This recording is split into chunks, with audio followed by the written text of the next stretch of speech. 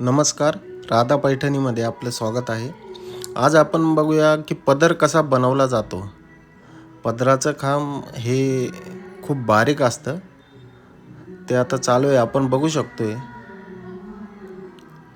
खूप बारीक हे असतं काम, नक्षी त्याची. जरीचा आणि रेशमाचा वापर होऊन त्याच्यात तो पदर बनवला जातो. सुंदर अशी डिझाईन आहे त्याची. मोर, पोपट आणि फ्लावर, फूल दाखवले आहे त्याच्यात.